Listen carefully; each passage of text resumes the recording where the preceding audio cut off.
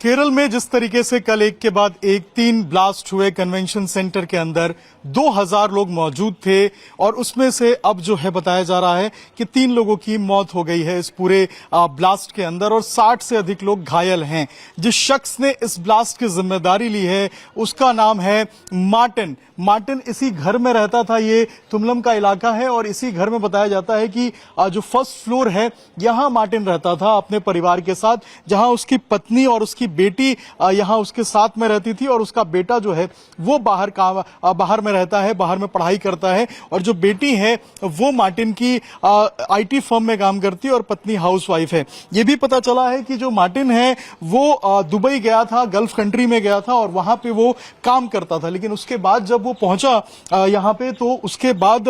उसने जो है काम करने से मना कर दिया और उसने कहा कि अब वो आगे काम नहीं करेगा। ऐसे में उसकी जो बेटी थी वो अब कमाने लगी थी, आईटी फर्म में काम करती थी और यहीं पे देखिए जो मार्टिन है बताया जाता है कि उसका घर है यहाँ पे मार्टिन का। और अभी जो हालात है वो आप देखिए,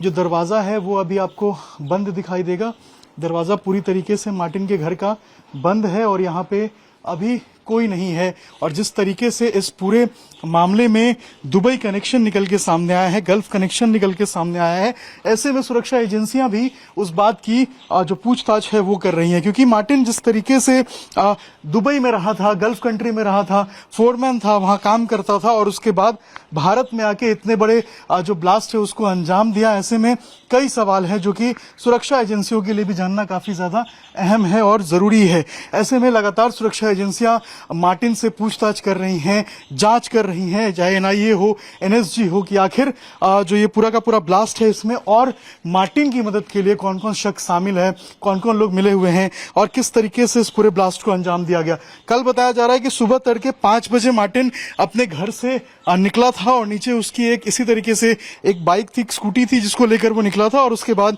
वो कन्वेंशन सेंटर पहुंचा था जहां उसने इस पूरे ब्लास्ट को अंजाम दिया। हालांकि उसके दावे में कितनी सच्चाई है, क्योंकि अकेले इतने बड़े ब्लास्ट को अंजाम देना, उसकी प्रोक्योरमेंट से लेकर उसकी प्लानिंग करना, आईडी को प्लेस करना और उसके बाद उसको ट्रिगर करके ब्लास्ट करना, ये समझ से परे है। और यही कारण है कि जो सुरक्षा एजेंसियां हैं वो भी एक एक एंगल के इस पूरे मामले में जांच कर रही है। जांच अभी जारी है और कई सारे एंगल्स को जो है वो खंगाला जा रहा है, चाहे वो हमास से रिलेटेड हो, आईसिस से रिलेटेड हो या फिर पीएफआई और केरला का जो संबंध है उससे रिलेटेड हो। डोमिनिक का किसी से संबंध तो नहीं था, गल्फ में उसने किसने मुलाकात की थी, कौन कौन उसके करीबी थे, इन सभी मामलों पे, सभी एंगल पे जो एजेंसियां हैं, विशेष रूप से एनएसजी और एनआईए, वो जांच कर रही हैं। देखना होगा जांच के बाद और क्या कुछ निकल के सामने आता है।